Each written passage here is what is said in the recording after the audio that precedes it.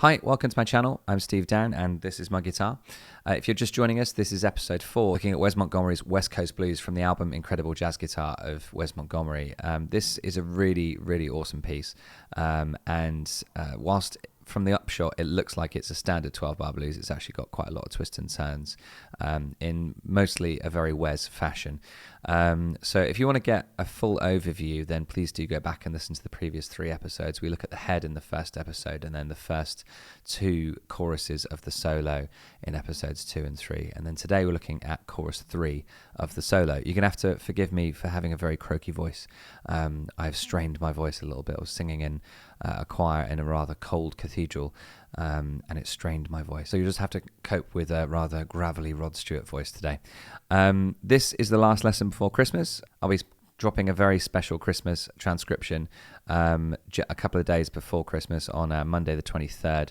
And the transcription will be available only to patrons, but you'll be able to see the video on here, but there'll be no transcription for it. So head over to Patreon. The link is here if you want to grab that when it drops. On there you can get all of the example packs, transcriptions, exercises, backing tracks for this series and any other series that is on my YouTube. So please head over there. It's only $3 a month, and you can get all of that for just $3.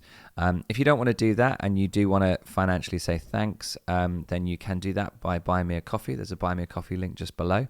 And I appreciate this time of year it's tough for everyone financially. So if you can't do any of that, a like, a subscribe, and a comment go a long way with me.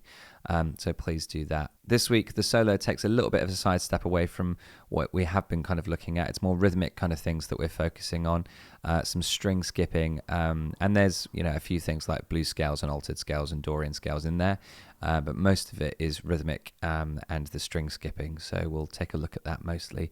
Before we take a look at the first 4 bars, I want to say a big thanks to my patrons from over on Patreon. So their names are Thomas, Matthew, Roger, Anton, Peter, Henry, Elliot, Carl, H. Miller, Jono, Piotrek, and Bob. So thanks so much for everyone who signed up in the last 2 weeks since the last episode. It really does help to keep the wheels running here and keep me doing what I'm doing.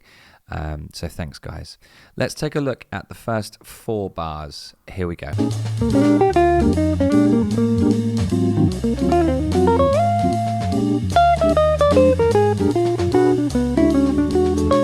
Okay, so the first bar kind of starts off with pretty much the standard fare that we've seen up to now. So he's just outlining B flat 7, and he's outlining it with notes from the chord tones from B flat 7. So B flat sliding into the major third. It's a very Wes phrase, that one, going up to the 6th or the 13th, and then back to the 5th, and then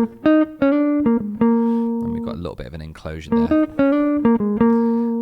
And obviously bringing in the flat 7 in there, gives it more of a bluesier feel, and we'll see that kind of bluesiness come back over this chorus.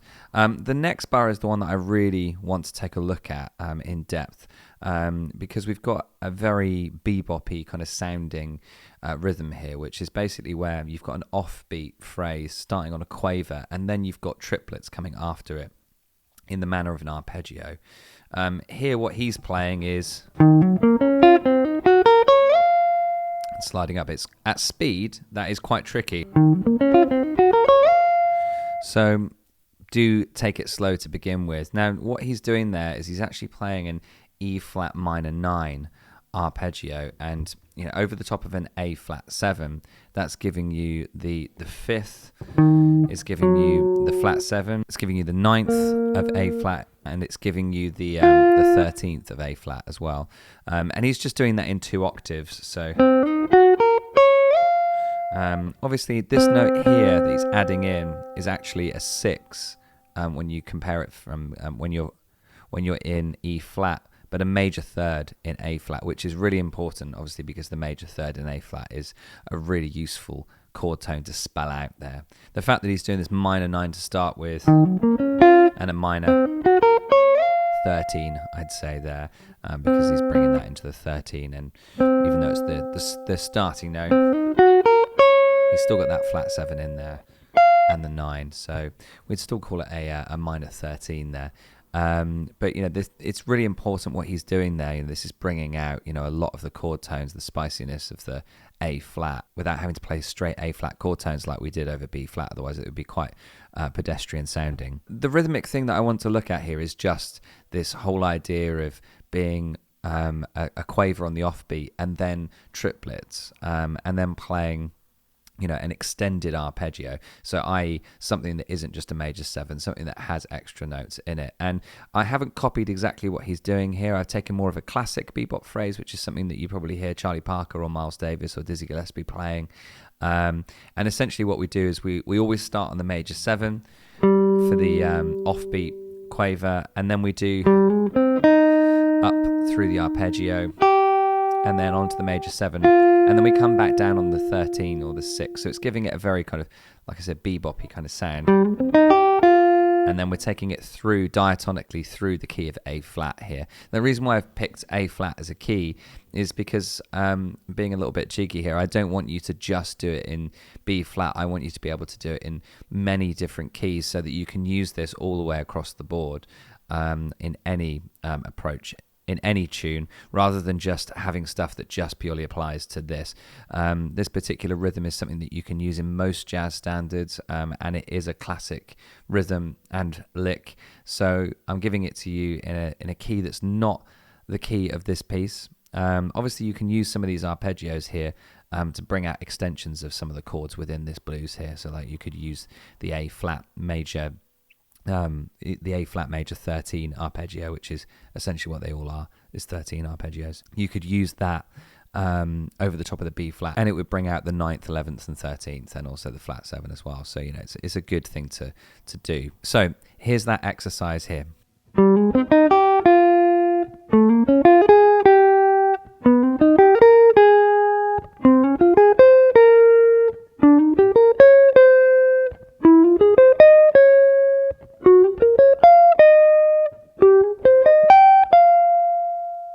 Okay, so looking at the next 2 bars, again, this is just standard fare as Wes's approach. We've seen this already in the 2 previous choruses. The 3rd bar, he's literally just using a Mixolydian scale, but he's connecting some of it with some chromatic notes. But all the rest of the notes, they're all from the B-flat Mixolydian scale.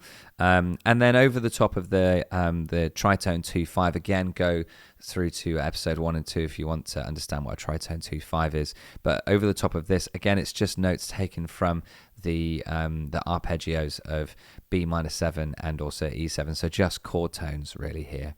So there's nothing really wildly out of the world here. What I'd like you to do is really to focus mostly on bar 2, because that is a lot different to the last 2 choruses. So just look at that bebop rhythm that he's doing and the playing of triplets. And with this lick, you really are going to need to think about your picking in your right hand and how you're going to approach it, whether you're going to approach it in more of a sweep, or whether you're going to approach it in economy style or in alternate picking.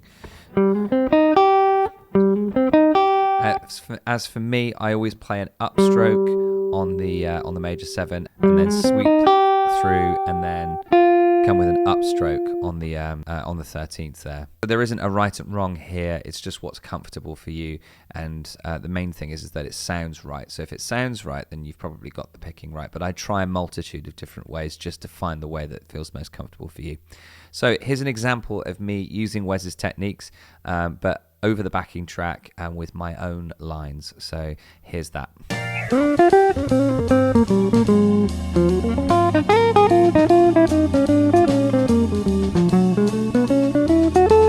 Okay, let's take a look at the next 4 bars. Here we go.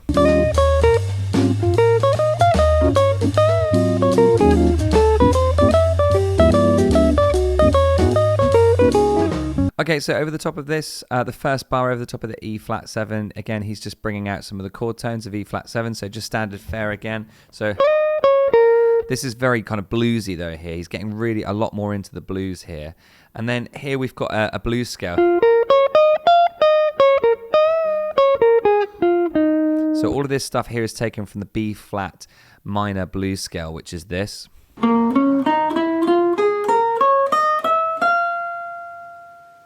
So you could say that, the E flat over the top of the E flat 7, and then over the top of the 2-5 that is in D flat, but we've got here without resolving to the 1. Again, look at back at episode 2 for that, the explanation with that.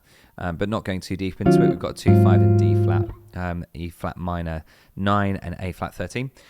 So you could see these two bars, E flat 7 and then the 2-5. You could see it as chord tones from E flat, but I really see it as B flat minor blues scale here. And you can see over the top of this is a really good case in point that over the top of the 4 chord in a blues, you can use the minor pentatonic of the key chord. So the key chord here obviously is B flat because we're in B flat, but over the top of chord 4, which is E flat, you can still use B flat, but it has to be a minor, and that brings out a lot of the chord tones of E flat, namely the flat 7. So experiment with using the B flat minor pentatonic here, and B flat blues, minor blues scale. The other thing that's really interesting is he uses a string bend. So he bends here a semitone up from the E flat up to the blue note. So this is something that we'd normally associate with rock and roll around this kind of time. So it's odd to hear it in here, but you can obviously hear his influences, and it's not the first time that we've seen Wes use string bending. So don't be afraid to use it. In my example at the end of this, when we get through the next 2 bars, you'll see that I'm using string bending in it as well, just to kind of allude to what Wes is doing.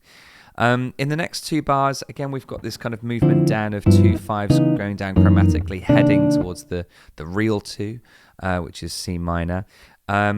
Now, the thing that I really want to focus on here is some string skipping. So what he's doing is he's using over the top of the D minor 9 and G13, the 2-5 that's in C. What he's using here is a Dorian scale, but the way that he's playing it is actually separated out between 2 strings, string 3 and string 1, so the G and the E string, respectively. So the best thing to do with this is to practice and exercise playing the scale simultaneously on 2 strings. So as we go through, we're going to start here.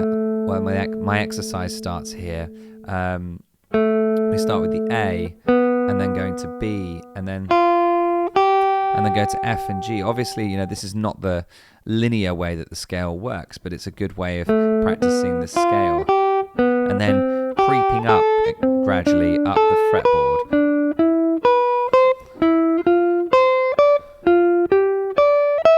Until you get to the top of the fretboard. And this is a really good way of kind of understanding how these scales work in parallel rather than linearly along the strings. And it's an interesting, very modern sound to do stuff string skipping. It sounds extremely modern in this solo. And it's something that you really wouldn't expect around this kind of time. It's something that I'd expect more from like the 1970s. Because it's something that will probably be borrowed from blues rock and more hard rock stuff. But try this technique over the top of the D minor and G13, but also try it as he does over the top of the C sharp minor 9 and the F sharp 13.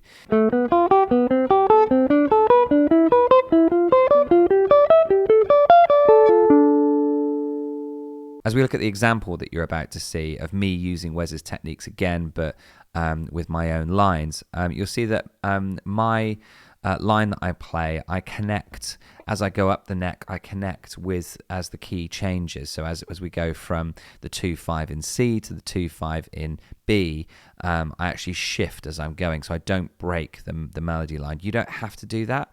Don't feel like you have to do that. Wes kind of uses just 4 notes from this idea and then just moves them as they change from C to B, from the D minor over the G13 to the C sharp and the F sharp. So don't feel like you have to do exactly what I'm doing, but I'm just trying to more demonstrate the kind of how the parallel motion works going up the fretboard. So here's my example.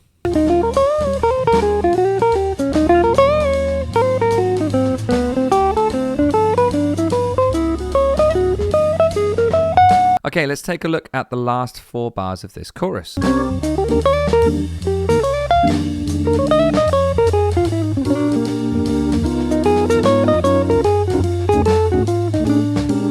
And if we look at the first bar of this section here, we've got an arpeggio idea very similar to what happened in the second bar of this chorus as well, where we've got a note and then a triplet idea, this very bebop, this kind of idea. But this one isn't offbeat, so he starts on the C and then plays a minor 9 arpeggio idea here. And, you know, there's lots of slides in this area. There's lots of legato, so don't forget that when you're going through it yourself. Again, this kind of bebop idea is being morphed a little bit, so, you know, this is a bit of development of his phrasing. What I'd like to show you here is an exercise of me using this rhythmic idea here. I'm using it very much in the style of bar 2, so we've got it kind of offbeat, but the idea is it starts on the 9 here, and we're using more of the upper structure of the arpeggio rather than starting on the root. So we start on the 9, and then go through the 3rd, 5th, major 7th, and then up to the 9 again, and then back down to the root. So we've got a bit of enclosure on the top of the arpeggio there, and this kind of gives more of like a C minor kind of sound, C minor 7 kind of sound. And as we go through, obviously that's over the top of an A flat, and as we go through diatonically up to B flat, we're going to do the same thing, but obviously the upper structure gives more of a D flat major 9 kind of idea. So, you know, as we go through, this is kind of giving you very instantly the kind of the ideas of the upper structure of the arpeggio, giving you the extensions, so giving you more of that spiciness in your solos. So don't always feel like you have to start something from the root. Yes, he does in this instance here, but I want to make sure that you don't feel like you have to. Towards the end of this first bar here, you can see he does actually start it from a different note. So he actually starts it from the G, which is the 5th. So he goes 5th, flat 7th, 9th, and then up to the 11th there. So he's again using an upper structure to bring out different notes and not make it sound so pedestrian.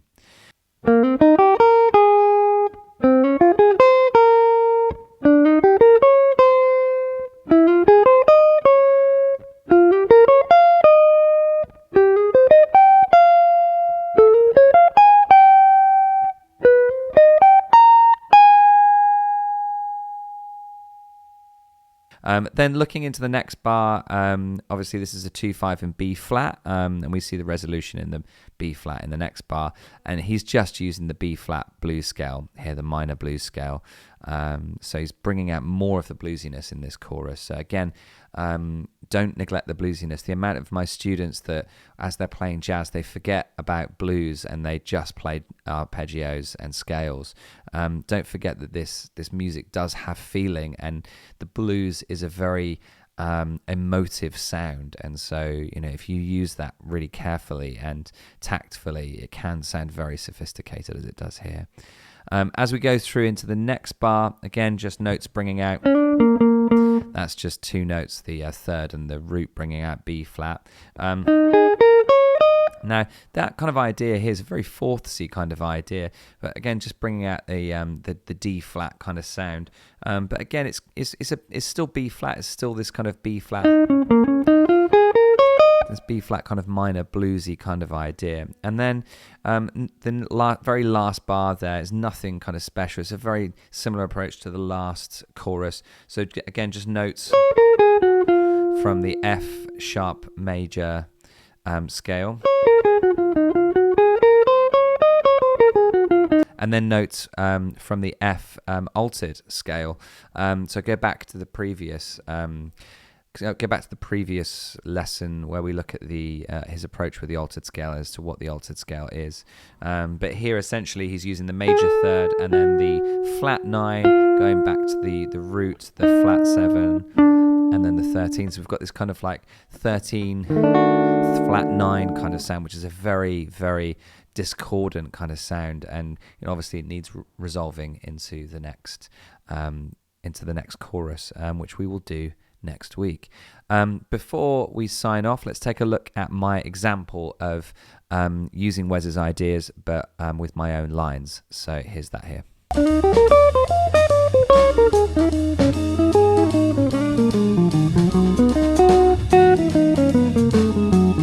Okay, well done if you made it through all of this. Obviously, more kind of rhythmically based stuff this week and more kind of technical stuff with string skipping, less on the arpeggio kind of side of things. Obviously got a few scales on there, Dorian scale and the Blues Scale, but really digging into more of the kind of phrasing ideas on this one. So that can be neglected when people learn jazz. So just make sure that you're working on your phrasing as well as your theory. Rhythmic ideas do go a long way, even if they don't harmonically make sense. If you play a repeated rhythm, it will still work. It's easier for the listener to latch onto something that's repetitive rather than something that is, too academic sounding. So if you've got through all of this, don't forget to use the backing track that's on Patreon. The link is here if you want to go and grab that for $3 a month. Don't forget to use the backing track and come up with your own ideas over the top of it, using Wes's approach, but your own lines. And I'd love to see some of them. I haven't yet to see anybody send anything through to me, so please do send me some of your examples. If you're on Patreon, then send it through in a direct message. If not, then just send it to info@exeterguitarlessons.com.